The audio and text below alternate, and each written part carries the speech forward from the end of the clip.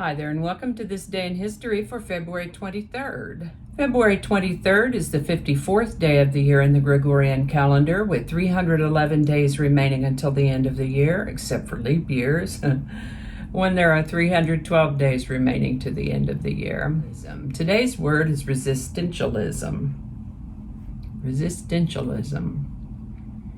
It's a noun meaning the theory that inanimate objects demonstrate hostile behavior towards us.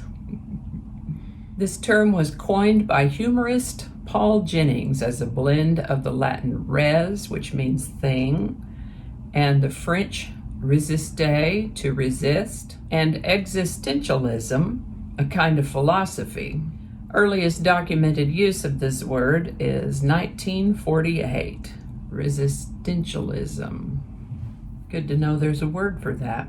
I'd like to take a moment to remind you that links to my research are included in the show notes. Ask you to go ahead and click that like button, subscribe if you haven't already, stay to the end for outtakes, and let me know your thoughts in the comments section. Remember that you can share this video either with a link in your own email or on social media.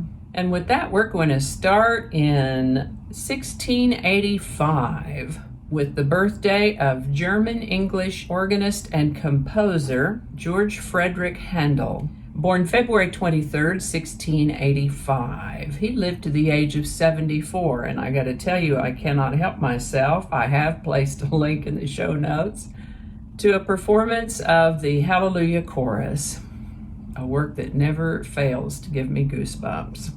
In 1778, Frederick von Steuben arrived at Valley Forge. He was a Prussian military officer who came to train soldiers in close order drill and instill new confidence and discipline in the demoralized Continental Army.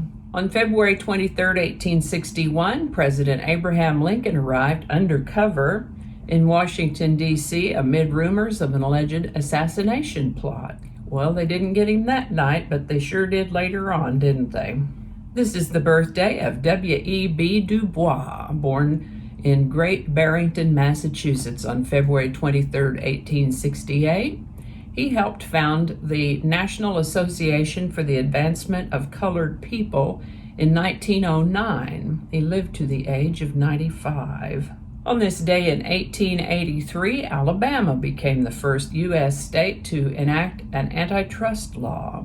Also known as competition law or anti-monopoly law, antitrust laws prohibit agreements or practices that restrict free trading and competition between businesses, ban abusive behaviors by dominating markets or anti-competitive practices that lead to such dominance, and supervise the mergers and acquisitions of large corporations. On February 23, 1885, a convicted murderer was spared the death sentence when the gallows that they were trying to hang him on malfunctioned. John Lee had been convicted and sentenced in the death of his employer. Of course, he professed his innocence, and all of the evidence was circumstantial, but he was convicted nonetheless. And on the execution day, they walked him up the gallows, pulled a switch to open the trap door, and nothing happened. The equipment was tested and found in working order, and they tried 2 more times to hang him that day, and every time they pulled the switch, if he was standing on the trap door, nothing happened. So they took it as an act of God, and his death sentence was commuted. He still spent 22 years in prison, and when he got out, he moved to America. Don't know what happened to him then. On this day in 1940, Woody Guthrie wrote the song "This Land Is Your Land." On February 23, 1945, the U.S. flag was raised on Iwo Jima. You've all seen that picture. It's really an inspiring image.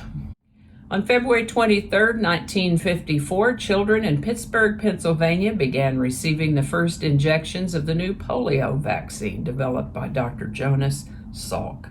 This is the birthday of English singer-songwriter Howard Jones, born on February 23, 1955. He hit the airwaves in the 80s and had several successful albums and singles, and by golly is still working doing concerts. I have placed a link in the show notes to one of his early works, Howard Jones. This time of year we'll be getting stories about Winter Olympics, and on this date in 1980, speed skater Eric Heiden won the 10,000 meter race at the Winter Olympics in Lake Placid, New York. He set a record with his time and won an unprecedented 5th gold medal at these games. And that's going to do it for us today. As always, links to my research are included in the show notes. Thank you so much for watching. Give it a like if you enjoyed this video. Consider subscribing if you haven't already. And feel free to share if you found it interesting or entertaining. While you're here, check out my other channel, 8 Susquehanna.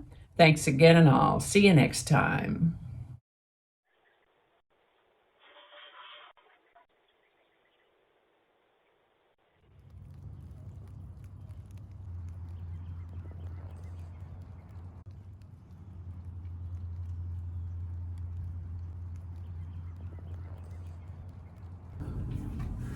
All right, just read that over.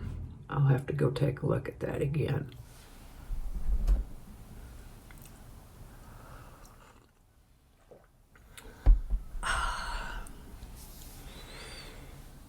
So many mistakes. We're not going to go into all that. Okay. This is what happens when we go off script. I don't know how all that's going to go together, or if it's even going to make it to the video. We'll just see. That's not going to go. Probably cut all that out. That'll all be laying on the cutting room floor. So I'll just do that whole thing over. That might not make it into the video. We'll see. Changing it up.